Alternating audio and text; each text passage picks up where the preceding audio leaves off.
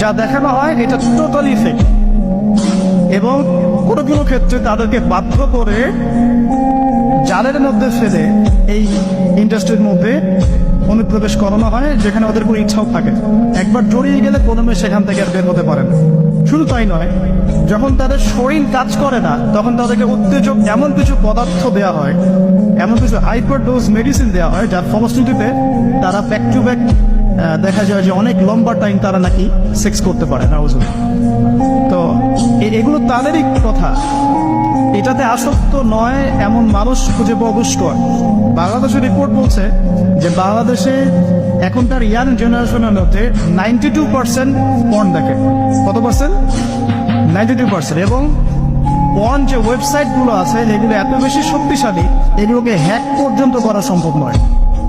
2014 সালে বাংলাদেশের গভর্নমেন্ট যে ছিল আমি জানি না, আমি আসলে